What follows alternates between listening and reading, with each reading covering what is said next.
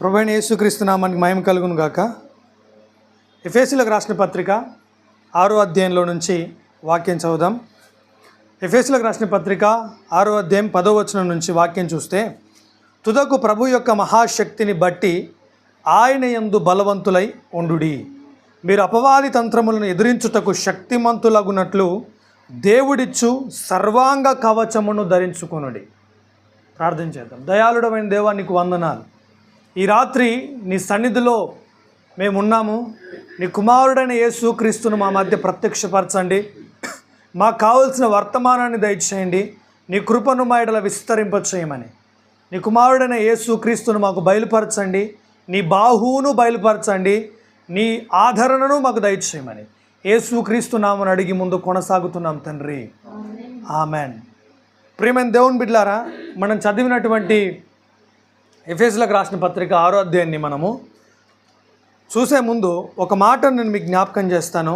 చూడండి, యెషయా గ్రంథం 53వ అధ్యాయంలో మొదటి వచనాన్ని మనం చదువుకుందాం. 53వ అధ్యాయము మొదటి వచనం.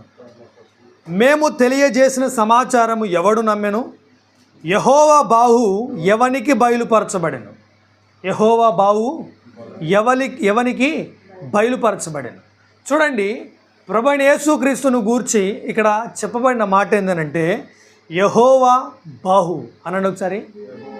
యెహోవా బాహు అంటే అర్థం ఏంటంటే ఆయన యొక్క భుజము అని అర్థం, ఆయన యొక్క బలము అని అర్థం. అంటే ఎవరు ఆయన యొక్క బలాన్ని కనుగొంటారు, ఎవరు ఆయన యొక్క బాహువును కనుగొంటారు అనే విషయాన్ని మనం ఈ రాత్రి ఆలోచన చేద్దాం. ఒక వ్యక్తికి దేవుని యొక్క హస్తం, ఒక వ్యక్తికి దేవుని యొక్క బాహు, ఒక వ్యక్తికి దేవుని యొక్క బలము తోడై ఉంటే ఆ వ్యక్తి జీవితంలో అతడు ఊహించిన దానికంటే గొప్ప కార్యాలు జరుగుతాయి. ఏమేన్? అర్థమైంది నేను చెప్పింది? ఏం జరుగుతుంది చెప్పండి? ఊహించిన దానికంటే ఎక్కువైనటువంటి గొప్ప కార్యాలు మనం చూడగలుగుతాం. వాక్యంలోనే ఉంటుంది, ఆయన నీతి అనుదక్షిణ హస్తం అన్నాడు. ఏమన్నాడు చెప్పండి? నీతి అనుదక్షిణ హస్తం. అంటే మన జీవితంలో ఆయన యొక్క హస్తం పనిచేయుట అనేది మనం చూడాలి. దేవుని యొక్క హస్తాన్ని గురించి చెప్పబడిన మాట మనము నిర్గమకాండం 15వ అధ్యాయంలో కూడా గమనిస్తాం. చూడండి, నిర్గమకాండం 15వ అధ్యాయము 2వ వచనం. నిర్గమకాండం 15వ అధ్యాయం 2వ. యెహోవాయే నా బలం, the lord is my strength, the lord is my strength. యెహోవాయే నా బలం అంటే ఆయన మనకు బలముగా, ఆయన హస్తం మనకు తోడై ఉండుట అనేది మన జీవితంలో జరిగితే ఖచ్చితంగా మన జీవితంలో కార్యాల యొక్క రెట్టించినటువంటి కృపను మనం చూస్తాం. గిద్యోను గురించి మనం చాలాసార్లు విన్నాం, చాలాసార్లు ఆలోచిస్తే గిద్యోను యొక్క పరిస్థితి మనము గమనిస్తే అక్కడ నేను బలహీనుణ్ణి అనుకుంటున్నాడు ఆయన. కాబట్టి అక్కడికి వచ్చినటువంటి ప్రత్యక్షత, అతడు విన్నటువంటి స్వరం ఏంటంటే పరాక్రమము గల బలాఢ్యుడా అన్నాడు. ఒకసారి, పరాక్రమము గల బలాఢ్యుడా అంటే ఆయన ఎంత బలవంతుడో తెలియజేయబడుతున్నటువంటి సందర్భాన్ని మనం చూస్తున్నాం. కాబట్టి ప్రియులారా, మన జీవితంలో మన బలం ఎవరో, మనకు తోడై ఉన్నవారు ఎవరో తెలుసుకుంటే ఖచ్చితంగా మనం ముందుకెళ్ళగలుగుతాం. లేకపోతే ప్రతి సిచ్యువేషన్స్లో మన యొక్క ఎండ్ని మనం చూస్తాం, మన యొక్క ముగింపును మనం చూస్తాం. కానీ మనం పిలువబడింది మన ముగింపును చూడడానికి కాదు, మన యొక్క కొనసాగింపును చూడడానికి మనం పిలువబడ్డాం. క్రైస్తవుడిగా క్రీస్తునందు విశ్వాసం ఉంచినటువంటి మనం ఎవరం కూడా మన ముగింపు కొరకు పిలువబడలేదు, మనము కొనసాగింపు కొరకై పిలువబడ్డాం. ఆ కొనసాగింపు కొరకై సహాయకుడిగా, కొనసాగింపుకు బలముగా ఉన్నటువంటి వ్యక్తి పేరు ఏంటంటే ప్రభు అయిన యేసుక్రీస్తు. కాబట్టి ఈ రాత్రి మీరు అందరూ ఆలోచన చేయండి, ప్రభు అయిన యేసుక్రీస్తు మనకు బలముగా ఉన్నాడు కాబట్టి మనం కొనసాగించబడతాం. పరిస్థితులన్నీ కూడా డ్రైగా ఉన్నా, పరిస్థితులన్నీ విచారించడానికి అనువుగా ఉన్న, అనుకూలంగా ఉన్నా, మనము ఏడవడానికి కనబడుతున్నటువంటి సిచ్యువేషన్స్ ఉన్నా మనం కొనసాగించబడతాం. ఎందుకనంటే మన బలము యెహోవా కాబట్టి. The lord is our strength, the lord is my strength. ఆయన నా బలముగా ఉన్నాడు కాబట్టి నేను కొనసాగించబడతాను. కాబట్టి పరిస్థితులన్నింటినీ మనం ఊహించేటప్పుడు మనం ఏం కలిగి ఉన్నామో దాన్ని బట్టి కాదు, మనకి ఏముందో దాన్ని బట్టి కాదు, మనం ఎవరి వారమో దాన్ని బట్టి కాదు, మనము ఎలాంటి వారమో మన పొజిషన్ ఏంటో దాన్ని బట్టి ఆలోచించాలి. మనం ఎవరి వారమో ఆలోచిస్తే మొట్టమొదటిగా మనము ప్రభువారమా లేదా మనము లోకపు వారమా అనేది కూడా ఆలోచన చేయాలి. ఖచ్చితంగా వాక్యం అంటుంది మనం లోక సంబంధులం కాదు. చెప్పండి, మనం ఎవరం కాదు? లోక సంబంధులం కాదు. నేను లోక సంబంధిని కానట్టు మీరు లోక సంబంధులు కాదు. అంటే లోకమునకు మనం ఏం చేశాం? సిలువ వేయబడ్డాం. లోకముతో మనం ఏమయ్యాం? సిలువ వేయబడ్డాం. అంటే మనము లోకమునకు సంబంధించిన వారం ఎంత మాత్రం కాదంటే లోకమునకు చెందింది ఏది కూడా మనది కాదు. వీఆర్ బిలాంగ్స్ టు జీసస్ అన్నమాట. ఎవరి వారని చెప్పండి? మనం వీఆర్ బిలాంగ్స్ టు జీసస్. క్రీస్తుకు చెందినవారు, క్రీస్తుకు సంబంధించిన వారు. కాబట్టి క్రీస్తుకు సంబంధించిన వారి జీవితంలో జరిగే కార్యాలు, క్రీస్తుకు సంబంధించిన వారి జీవితంలో ఉద్దేశించబడిన కార్యాలు, క్రీస్తుతో నడిపించబడే వారికి ఉద్దేశించిన కార్యాలకే మనం వారసులం. కానీ క్రీస్తుకు వేరైన కార్యాలకు మనం ఎంత మాత్రం వారసులం కాదు. కాబట్టి మనకు విరోధంగా జరుగుతున్న వాటి విషయమై, మనకు సంబంధం లేకుండా జరుగుతున్న వాటి విషయమై మనము విచారించాల్సినటువంటి అవసరము లేదు. ఎందుకంటే the lord is our strength. చెప్పండి ఒకసారి, యెహోవాయే నా బలం. కాబట్టి ఇక్కడ మనం చదివిన వాక్యంలోకి వస్తే ఎఫెసీయులకు రాసిన పత్రిక 6వ అధ్యాయంలో తుదకు ప్రభువు యొక్క మహాశక్తిని బట్టి ఆయన యందు బలవంతులై ఉండండి. ఇంకా మీరు అపవాది తంత్రములను ఎదిరించడానికి ఆయన యొక్క సర్వాంగ కవచములను ధరించుకోండి అన్నాడు. అంటే మీరు బలవంతులై ఉండుట మాత్రమే కాదు, మీరు ఆయన యొక్క సర్వాంగ కవచాలు కూడా ధరించుకోవాలి. ఎందుకనంటే శత్రువు యొక్క తంత్రములన్నీ కూడా అవి ఆత్మీయ ప్రపంచానికి చెందినవి. చెప్పండి, దేనికి చెందినవి? ఆత్మీయ ప్రపంచానికి చెందినవి. కాబట్టి ఆత్మ సంబంధమైనటువంటి ప్రపంచానికి చెందిన వాటిని మనం శరీరముతో గెలవలేం, శరీరము రీతిగా గెలవలేం కదా. శరీరముతో గెలవలేం, శరీర రీతిగా గెలవలేం. కాబట్టి మన మీద అటాక్ చేస్తున్నటువంటి ప్రతి అపవాది యొక్క తంత్రం, అది అనారోగ్యం కావచ్చు, అవమానం కావచ్చు, పరిస్థితులన్నీ మనకు అపోజిట్గా ఉన్నటువంటి సిచ్యువేషన్స్ కావచ్చు, స్ట్రగుల్స్ కావచ్చు, ప్రెజర్ కావచ్చు, డిప్రెషన్ కావచ్చు, ఇంకేవైనా కావచ్చు, ఇవన్నీ కూడా శరీరమునకు కలుగుతున్నాం అనుకోవద్దు మనం కదా. శరీరమునకు కలుగుతున్నాం అనుకోవద్దు మనం. ఒక మహానుభావుడు అంటాడు, సౌండ్ బాడీనే సౌండ్ మైండ్ అంటాడు. ఏమంటాడు చెప్పండి? సౌండ్ బాడీనే సౌండ్. కానీ నేను అంటాను సౌండ్ మైండ్ ఇనే సౌండ్ బాడీ. అంటే అర్థం ఏంటి? ఆరోగ్యవంతమైన దేహంలో ఆరోగ్యవంతమైన మనసు ఉంటుందని ఆయన చెప్తాడు. నేనేమంటే ఆరోగ్యవంతమైన మనసులోని ఆరోగ్యవంతులుగా మనం ఉండగలుగుతాం. ఆరోగ్యవంతమైన మనసు ఉంటేనే ఆరోగ్యవంతులం. ఒకవేళ మనకి ఎంత బలం ఉన్నా, ఒక 50 kgsని మనం లిఫ్ట్ చేయగలిగిన, ఎంత ఏదున్నా కూడా మన మనస్సు కనుక ఆరోగ్యవంతమైనది కాకపోతే మనం ఖచ్చితంగా ఆరోగ్యవంతులం కాదు. సో మన ఆరోగ్యపు యొక్క కొలమానం అనేది దేన్ని బట్టి డిసైడ్ చేయబడింది ఇప్పుడు ఈ రాత్రి? Our sound mind. మనం ఎంత ఆరోగ్యవంతులం అనేది మనం కలిగి ఉన్నటువంటి మనసును బట్టి చెప్పగలం. కాబట్టి మనం ఎప్పటికప్పుడు మనం రిన్యూ చేసుకుంటూ ఉండాలి. రిన్యూ యువర్ మైండ్ అనే వేలో మనం ప్రిపేర్ అవుతూ ఉండాలన్నమాట. అందుకే రోమపత్రిక 12:2లో చెప్పబడిన మాట ఏంటనంటే, అక్కడ రూపాంతరం పరచబడిన మనసు గురించి చెప్తాడు. అక్కడ ఏం చెప్తాడు? మన హృదయం అనేది ఒకసారి రూపాంతరపరచబడింది. ఎన్నిసార్లు? కానీ మన మనస్సు ప్రతిరోజు రూపాంతరపరచబడుతూ ఉండాలి. అంటే రిన్యూ అవుతూ ఉండాలి. అప్పుడే మనము చేయాల్సిన వాటిని చేస్తాం, జరిగించవలసిన వాటిని జరిగిస్తాం, అపవాది తంత్రములను గుర్తుపడతాం. అర్థమైంది నేను చెప్పింది? అపవాది తంత్రములను ఎప్పుడు గుర్తుపడతాం? ఎప్పుడైతే మన మైండ్ రిన్యూ అవుతుందో అప్పుడే గుర్తుపడతాం. అందుకే మనకి ఏమవసరం? సర్వాంగ కవచములు అవసరం. ఎప్పుడైతే మనము ఆర్మీ ఏమంటారు దాన్ని, గార్మెంట్స్ అంటాం కదా, వస్త్రాలు, ఒక ఆర్మీ మ్యాన్కి ఉన్నటువంటి వస్త్రాలు ఉంటేనే మనం ఏమంటాం? ఇతను ఆర్మీ పర్సన్ అంటాం కదా. అట్లనే మన జీవితంలో కూడా మనము బ్యాటిల్ ఫీల్డ్లో ఉన్నాం, ఒక వార్ ఏరియాలో ఉన్నాం. కాబట్టి ఈ ఏరియాలో మనం యుద్ధం చేయడానికి ప్రభు మనకు అధికారం ఇచ్చాడు, బలాన్ని ఇచ్చాడు, అధికారాన్ని ఇచ్చాడు, విజయాన్ని కూడా డిక్లేర్ చేశాడు. ఆ డిక్లేర్ అయినటువంటి విజయాన్ని మీరు ఏం చేసుకోవాలా? ఆక్రమించుకోవాలా, స్వాధీనపరచుకోవాలా. ఆ స్వాధీనపరచుకోవాల్సిన విజయానికి మనకు అవసరమైంది ఏంటంటే రిన్యూ మైండ్, నూతనమైన మనస్సు అన్నమాట. ఆ నూతనమైన మనస్సే మన బలం, నూతనమైన మనస్సే మన బలం. కాబట్టి ఎప్పటికప్పుడు మన మనస్సును నూతనపరచుకుంటూ మనం ప్రభువునందు బలవంతులు అవ్వడం ద్వారా శత్రువుని ఈజీగా మట్టుబెట్టగలుగుతాం, శత్రువుని ఈజీగా పడగొట్టగలుగుతాం. అర్థమైందా? అందుకే మీరు చూడండి, ఐగుప్తుకు సంబంధించి, ఎరుకోకు సంబంధించింది దేన్ని కూడా మీ గుడారాల్లో ఉంచుకోవద్దు అని చెప్పాడు యెహోషువ. చెప్పాడా చెప్పలేదా? అయితే ఎప్పుడైతే ఆకాను అనేవాడు సీనారు వస్త్రాన్ని, అక్కడ ఉన్నటువంటి కొన్ని వస్త్రములను తీసుకొని వచ్చి గుడారంలో టెంట్ కింద దాచిపెట్టినప్పుడు అతడు దొరికినప్పుడు అతడు ఏమయ్యాడు? కొట్టబడ్డాడు.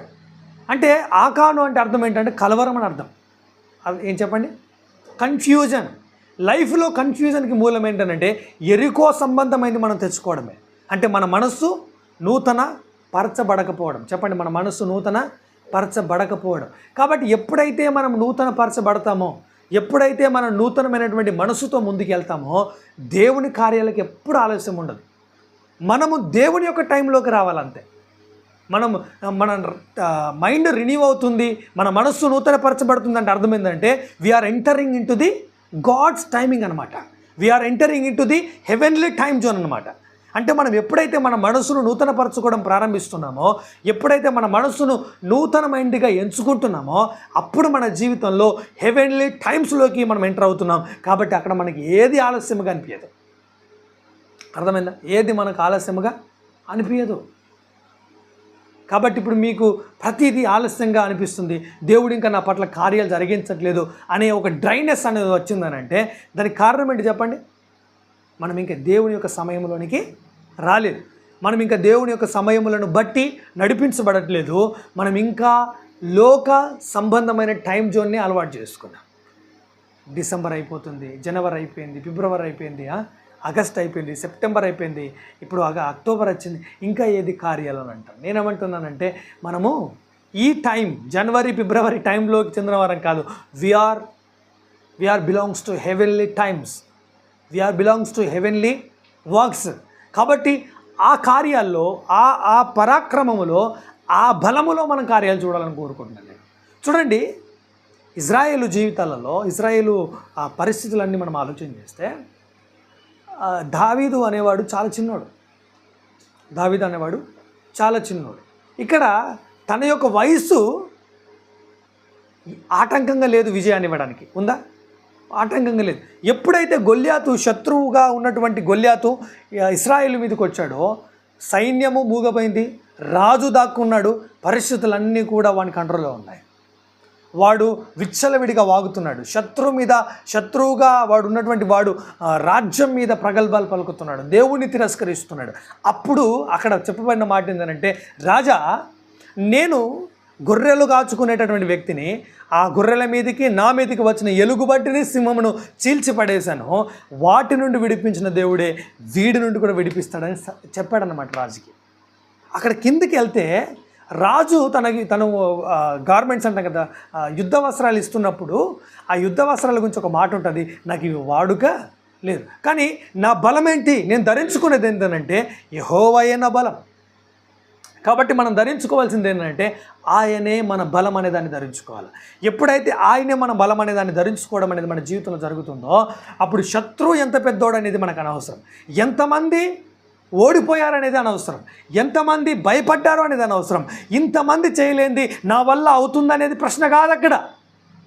You are the one. ఆ ఒక్కడివి నీవే ఈ రాత్రి నీ సమాజానికి, నీ ప్రజలకు విజయాన్ని ఇవ్వడానికి. ఎందుకు నువ్వు ఒక్కడివే నీ సమాజానికి విజయాన్ని ఇవ్వడానికి సరిపోతావనంటే నీవు కలిగి ఉన్నటువంటి బలం, నీవు కలిగి ఉన్నటువంటి రిన్యూయింగ్ మైండ్, నీవు కలిగి ఉన్నటువంటి నూతనమైన మనస్సే దానికి మూలం అన్నమాట. ఎప్పుడైతే నీవు ఆయన మనస్సు చేత, ఆయన బలము చేత నడిపించబడతావో ఆ ప్రతి ఏరియాలో విక్టరీ సాధిస్తావు. ఏం చేస్తాం మనం చెప్పండి? విజయానికి మనం దూరంగా లేం. చెప్పండి, దేనికి దూరంగా లేం? విజయానికి మనం దూరంగా ఎప్పుడూ లేం. యాక్చువల్గా మనం విజయం ఉన్న స్థలంలోనే ఉన్నాం. విజయం ఎందుకు మనకు కనబడట్లేదు చెప్పండి? మనము నూతనపరచబడినటువంటి హృదయాలు కలిగి ఉన్నాం, కానీ నూతనపరచబడిన మనస్సులు కలిగి లేం. ఓకే, నా మాట అర్థమైందా? నూతనపరచబడిన హృదయాలు అంటే ఏంటంటే విశ్వాసము చేత కడగబడినటువంటి హృదయాలే కాదు, విశ్వాసము చేత కడగబడిన మనస్సు అన్నమాట. మన మనసు ఏం కావాలి? ప్రతిరోజు కూడా మన మనస్సుకు ఆయన యొక్క రక్త ప్రోక్షణ జరుగుతూ ఉండాలి. మన మనస్సు ఆయన రక్తము చేత ప్రోక్షించబడుతూ ఉండాలన్నమాట. అర్థమైందని చెప్పింది. అందుకే కుటుంబ ప్రార్థన అనే విషయాన్ని మనం మాట్లాడుతున్నప్పుడు కుటుంబ ప్రార్థన అనేది పెద్దలు పెట్టింది యాక్చువల్గా. ఇది ఏమంటారు జనరల్గా ఇలా చేస్తే దేవుడు కాదు కాదు కాదు. ఫస్ట్ యాక్చువల్గా మన మనస్సు ఏమవుతుంది, కుటుంబ ప్రార్థనలో మనము యేసుక్రీస్తుని గురించి ఆలోచిస్తున్నప్పుడు, ఆయన ప్రభువు గురించి ఆలోచిస్తున్నప్పుడు మన మనసు నూతనం అవుతుంది. అర్థమైందా? యాక్చువల్గా నువ్వు కుటుంబ ప్రార్థనలో ఏం జరగాలంటే కుటుంబంగా రొట్టె విరవాలి. కుటుంబంగా రొట్టె విరుస్తున్నామనంటే మనం దేని గురించి మాట్లాడుతున్నాం చెప్పండి? దేని గురించి మాట్లాడుతున్నాం? ప్రభు యొక్క మరణాన్ని గురించి మాట్లాడుతున్నాం. ఎక్కడైతే ప్రభు యొక్క మరణాన్ని గురించి మనం మాట్లాడుతున్నామో అక్కడ మన మనసు ఏమవుతుంది, నూతనపరచబడుతుంది. అందుకే మనము ఎక్కువ ఆరోగ్యవంతులం, ఎక్కువ సమాధానంలో, ఎక్కువ విశ్రాంతిలో నడిపించబడాలంటే మనకు అవసరమైంది ఆయన యొక్క మరణాన్ని గురించిన సంభాషణ. చెప్పండి, దేని గురించిన సంభాషణ? మరణాన్ని గురించిన సంభాషణ. ఎప్పుడైతే ఆయన మరణాన్ని గురించి మాట్లాడడం ప్రారంభిస్తామో, ఇప్పుడు దావీదు ఉన్నాడు, దావీదుకు ఉన్నటువంటి అర్హత ఎలా డిఫైన్ చేయబడింది అంటే, రాజా నేను ఏదో ఆషామాసిగా వాడి మీదకి వెళ్ళట్లేదు, నాకు తెలుసు నేను ఎవరు అనేది, నా ప్రభు ఎవరో నాకు తెలుసు కాబట్టి వెళ్తున్నానని చెప్పాడు. అవునా కాదా? అంటే దావీదుకు యుద్ధం చేయడానికి యుద్ధ వస్త్రాలు వాడుకలేదు, కానీ యుద్ధం చేయడం వాడుకుంది. శత్రువును గెలవడం వాడుకుంది, శత్రువును ఓడించడం వాడుకుంది. ఎలా శత్రువును ఓడించగలుగుతున్నాడు అని అంటే చెప్పండి, దేవుని బలం, the strength of our Lord. ఆయన దేవుని బలం చేత శత్రువును ఓడించగలుగుతున్నాడు. అది మీ వాడుకగా మార్చబడాలి. విజయాలు అరే పోయిన నెలకు జరిగింది, అసలు విజయాలు లెక్కించడం అనేది స్టాప్.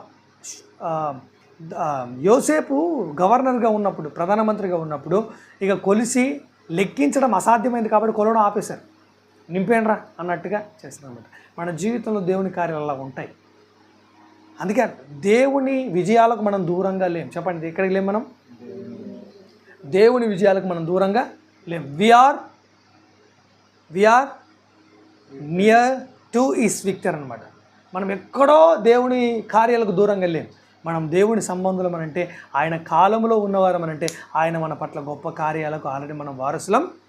చెప్పండి, ఆ వారసులం అయ్యాం. ఆయన మనల్ని ప్రేమిస్తున్నాడు. చెప్పండి, ఆయన మనల్ని ఏం చేస్తున్నాడు? ప్రేమిస్తున్నాడు. ఆయన మనల్ని ప్రేమిస్తున్నాడనంటే విజయాలు విజయాలు విజయాలు విజయాలు విజయాలు విజయాలు ఎక్కువ అవుతాయా తక్కువ అవుతాయా? ఎక్కువ కావాలా? మనం ఏమో కాంప్రమైజ్డ్ లైఫ్లో ఉండద్దు అనమాట. ఏం కావద్దు? కాంప్రమైజ్డ్. అందుకే మీరు ఈ ప్రార్థన చేయండి, ప్రభువా నేను నిండి పొంగి పొరలాల. నిండిందంత ఎవరిది? నాది. పొరలేదంత ఎవరిది?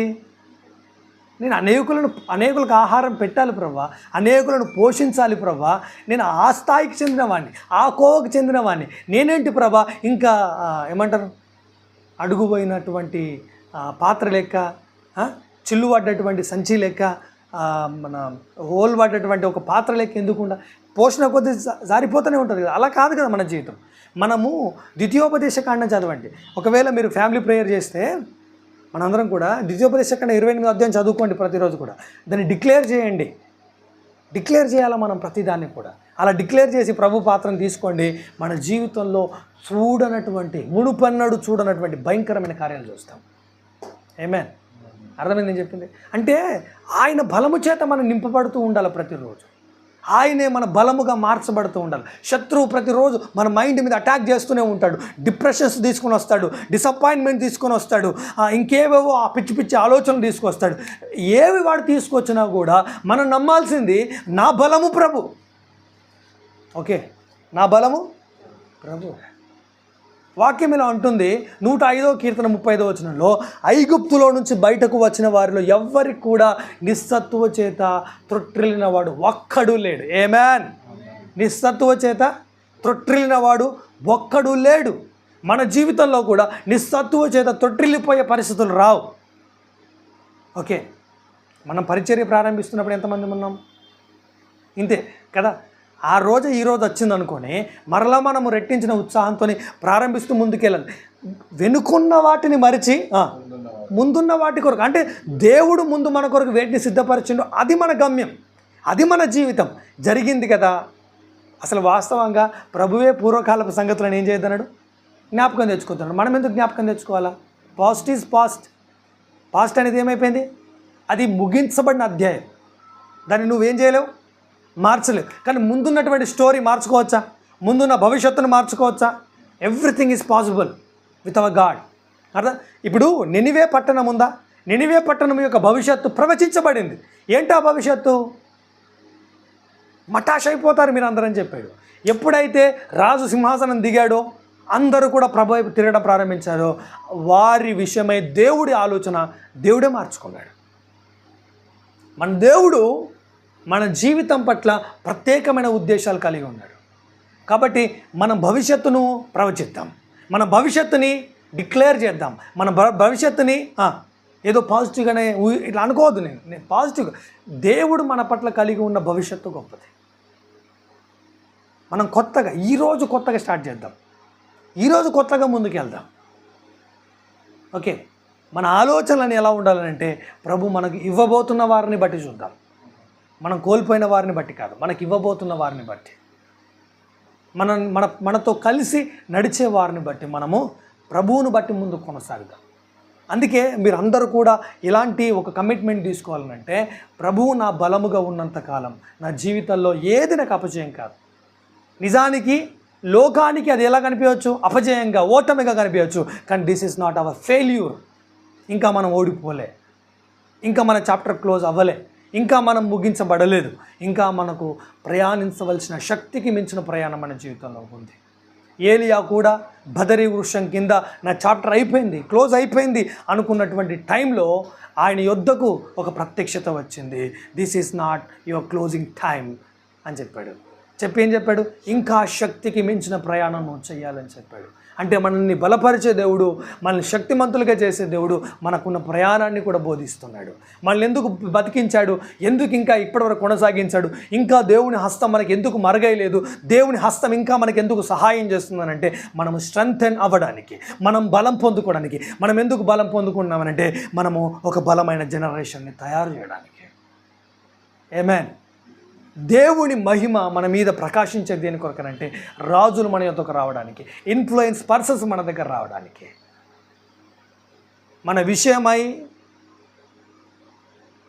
విషయమై నష్టం కలగజేసిన వారు క్షమాపణ చెప్పే రోజు తొందరలోనే ఉంది. మన విరోధులుగా ఉన్నటువంటి వారు మన పక్షపు వారుగా మార్చబడేది త్వరలోనే చూస్తాం మనం. ఇది నేనేదో జనరల్గా చెప్పట్లేదు, కానీ నేను చెప్తున్నాను మన పక్షంగా దేవుడు పనిచేస్తున్నాడు అనే దానికి చాలా రుజువులు ఉన్నాయి. ఆ రుజువులను బట్టి చెప్తున్నాను, దేవుని హస్తం ఈ రాత్రి మనకు తోడగా ఉంది. యెహోవా బావు అంటే మనల్ని నడిపించే ఆయన హస్తం ఇప్పటి వరకు మనకి ఏది తక్కువ చేయలేదు. ఇప్పటి వరకు మనం బతుకున్నామని అంటే బై హిస్ హ్యాండ్, దేవుని హస్తమే. ఆయన హ్యాండ్ ఇచ్చేవాడు కానే కాదు కదా. ఏమి ఆయన మనుషులు ఏమిస్తారు? షేక్ హ్యాండ్కి హ్యాండ్ ఇవ్వడానికి తేడా ఉందా? షేక్ హ్యాండ్ అంటే ఐఎమ్ బీ విత్ యూ అని చెప్పడం. దేవుడు మనతో ఉన్నాడు.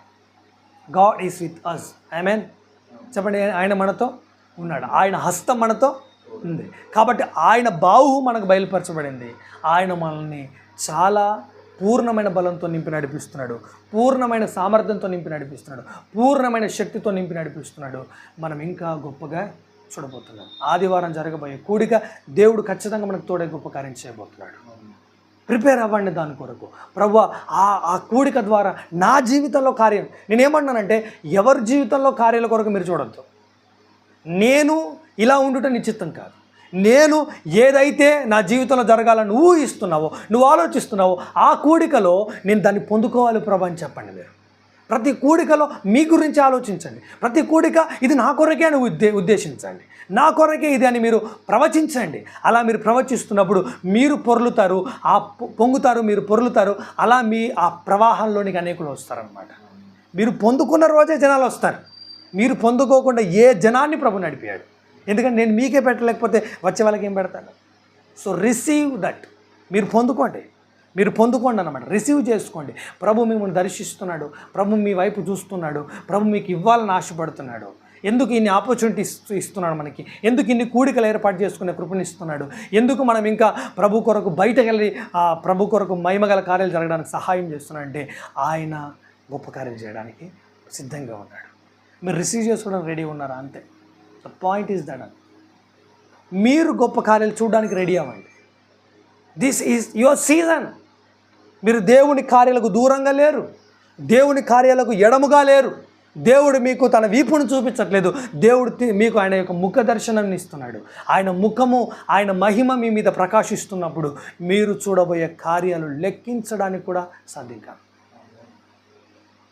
That is our God. Okay, అర్థమైందా? దావీదు యుద్ధాల గురించి మాట్లాడతాడు బైబిల్, ఎందుకంటే దావీదు గెలిచిన యుద్ధాలు అన్నమాట అవన్నీ. అంటే ఆయన ఎంత బలాన్ని పొందుకున్నాడో దేవుని దగ్గర, అన్ని యుద్ధాలు గెలిచాడు. ఓకే, నా మాట అర్థమైందా? సో ఈ రాత్రి మీరు రిన్యూ చేసుకోవాలి మీ మైండ్. పర్లేదు, నేనేమన్నా అంటే ఏ ప్రేయర్ని మీరు కామన్గా నార్మల్గా తీసుకోవద్దు. ఫ్యామిలీ ప్రేయర్ని నార్మల్గా తీసుకోవద్దు, ఒక బైబిల్ స్టడీని నార్మల్గా తీసుకోవద్దు. ఒక ఆదివారం నేను పోకపోతే ఏమవుతుంది, నేను వెళ్ళకపోతే ఏమవుతుంది, no no no no, that is for you. అది నీ కొరకు, అది నీ కొరకు దేవుడు ఏర్పాటు చేసినటువంటి స్థలం. ఆయన రక్త ప్రోక్షణలో నుండి వస్తున్న సందేశం, ఆయన ప్రవచనములో ఆయన మాట్లాడుతూ ప్రవచనాత్మకంగా ఇస్తున్న సందేశం, ప్రతిదీ కూడా నీ కుటుంబాన్ని, నీ జీవితాన్ని, నీ బ్రతుకుని, నీ భవిష్యత్తును, రాబోతున్నటువంటి జనరేషన్లో నువ్వు చేయబోతున్న కార్యాలే అవి. అందుకే నార్మల్గా తీసుకోవద్దు. నేను అప్పుడప్పుడు హైదరాబాద్ వెళ్ళి వస్తాను, ఎందుకు వెళ్ళి వస్తాను, అక్కడికి వెళ్ళడం వల్ల ఏదో పొందుకుంటామని ఆ ఆసక్తితో, ఆ క్యూరియాసిటీతోనే మీరు ఆదివారం సన్నిధికి రావాలి. ఆ క్యూరియాసిటీతోనే ప్రభు యొక్క స్థలంలో మీరు ఉండాలి. ఏ పర్లేదులే మనకి ఇది జరుగుతుంది అనుకోవద్దు. ఈ స్థలాన్ని దేవుడు మన కొరకు ఏర్పాటు చేశాడంటే ఇది ప్రభు యొక్క ప్రణాళికలో జరిగింది. ఒక క్రొత్త నిబంధన పరిచర్య కొరకు మనము ఒక వేదికగా మార్చబడ్డామనంటే దాని వెనకాల ప్రభు యొక్క హస్తం ఉంది. ఇది ఫ్యూచర్లో అనేకులు దీవించబడ్డానికి సహాయం చేసే వేదికగా దేవుడు మారుస్తాడు. అందుకే మీరు ఎంత ఎక్కువగా ప్రభువులో విశ్రాంతి తీసుకుంటారో, ప్రభువులో బలపరచబడతారో, ప్రభు మహిమను మీరు చూడడానికి ఇష్టపడతారో అంత ఎక్కువగా మీతో మాట్లాడతాడు. అందుకే ఆయన బాహువు బయలుపరచబడాలి మనకు ప్రతిరోజు కూడా. ఏం కావాలి మనకు? ఆయన బలం, ఆయన శక్తి, ఆయన హస్తాన్ని మనం చూడాలా. ఆయన మన కొరకు చేసిన కార్యాలను మనం ఏం చేయాలా? చూడాలా. ఎప్పుడైతే అలా చూడడానికి మన వల్ల అవుతుందో అంతకంటే గొప్ప భాగ్యం ఇంకేమీ లేదు. ఏం చూశారయ్యా అని మీరు చెప్తే నేను దేవుని హస్తం చూశానని చెప్పాలి. అర్థమైందా? ఆయన హస్తము జరిగించే కార్యాలు మనుషుల వల్ల జరగవు. పైసల విషయమా పెద్ద విషయం కాదు. అర్థమైందా? కోట్లు మన కాళ్ళ దగ్గర వస్తాయి.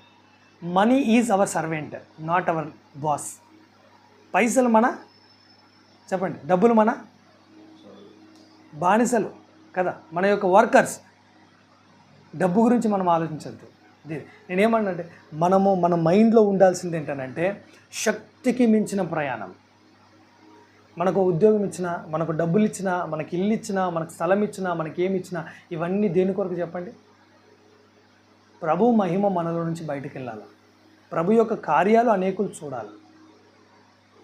నేను 1,00,000 సంపాదిస్తున్నాను, 2 లక్షలు ఎలా సంపాదించాలనేది కాదు మన యొక్క మెంటాలిటీ. నాకు 1,00,000 ఇచ్చాడు ప్రభు, దీని ద్వారా ప్రభు కొరకు ఎంత పని జరిగింది. సమాజంలో ఒక పొజిషన్ ఇచ్చాడు, దీని ద్వారా నాకు ఎంత పని జరిగింది.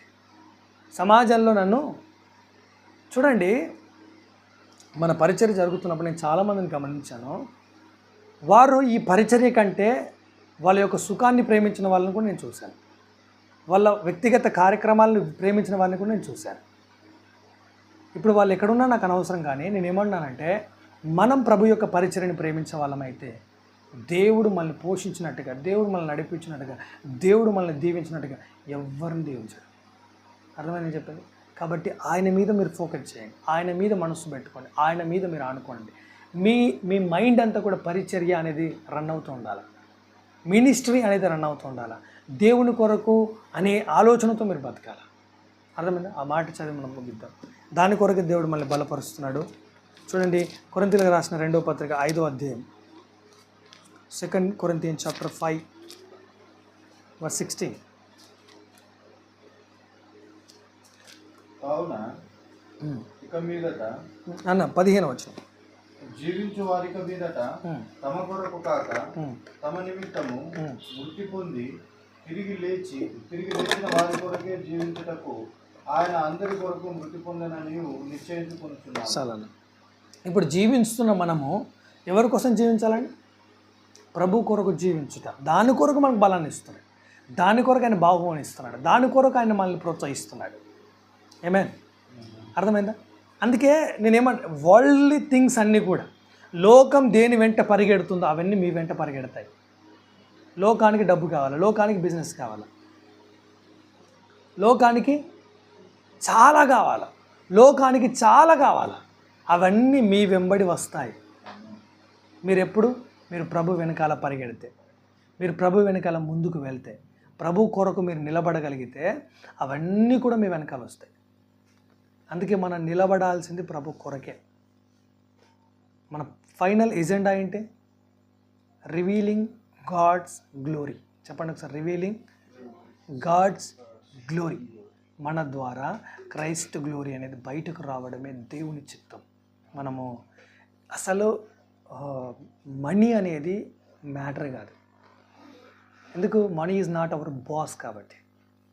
Money is not our boss కాదు కాబట్టి మనము money is our servant. Money is our servant. Money ఎక్కడ ఉండాలి చెప్పండి? దాని స్థలం ఎక్కడ? ప్రతీదీ మన కాళ్ళ కిందే ఉంటుంది. ఎంత బలాన్ని ఇస్తాడంటే నిజంగా నేను చెప్తున్నా, అక్టోబర్ అనేది చాలా దీవెనకరమైన మంత్గా దేవుడు మనకి ఇస్తున్నాడు. ఈ మంత్లో దేవుడు చాలా గొప్ప కార్యాలు చేయబోతున్నాడు. ఈ మాసంలో దేవుడు మనల్ని ఇంకా బలపరచబోతున్నాడు, ఇంకా గొప్ప కార్యాలు చేయబోతున్నాడు. దాన్ని మీరు ఏం చేయండి అంటే, దేవా నువ్వు నన్ను ఈ మంత్లో బలపరుస్తున్నావు అంటున్నావు కదా, నేను ఇంకా నీ కొరకు బలముతో పనిచేయాలా, అనేకులు సంఘంలో చేర్చబడాలి, అనేక హృదయాల విశ్వాసము తట్టు తిరగాల, అనేకులు ఈ క్రొత్త నిబంధన పరిచర్యకు అప్పగించుకోవాలి, అనేకుల హృదయాలు కడగబడాలి, అనేకుల హృదయాలు ఆదరించబడాలి, అనేకుల మనసులు ప్రోక్షించబడినటువంటి మనసులుగా మార్చబడాలా ప్రభు అని చెప్పి మీరు ఎప్పుడైతే తీర్మానం చేసుకొని ముందుకెళ్తారో అప్పుడు మీ జీవితంలో మీకు దేవుడు డోర్స్ ఓపెన్ చేయడమే కాదు, ఆయన పరిచర్య కూడా డోర్స్ ఓపెన్ అయిపోతాయి ఆటోమేటిక్గా. కాబట్టి మిమ్మల్ని బలపరచడానికి దేవుడు రెడీగా ఉన్నాడు. మీరు రెడీ అవ్వండి, మీ మనసును నూతనపరచుకోండి, ప్రభు కొరకు అప్పగించుకోండి. ప్రభు మనల్ని దీవించునుగాక. ప్రార్థన చేద్దాం. పరిశుద్ధమైన దేవానికి వందనాలు. ఈ రాత్రి మాతో మీరు మాట్లాడిన విశేషమైన సంగతులను బట్టి వందనాలు. మీ బాహు మాకు బయలుపరచబడడం ద్వారా మేము చూడబోయే గొప్ప కార్యాల గురించి మాకు తెలియజేశారు. ఈ కార్యాల మూలంగా మేము గొప్ప కార్యాలు చేయబోతున్నాం. ఈ మాసంలో మా కొరకై తెరవబోయే ద్వారాలు, మాకు అనుగ్రహించబోయే మేరలను బట్టి స్తుతిస్తూ మా రక్షకుడిని యేసు ప్రభువు నామములో స్తుతించి కూడికను ముగింపు చేస్తున్నాం తండ్రి. ఆమేన్. అందరికీ వందనాలు.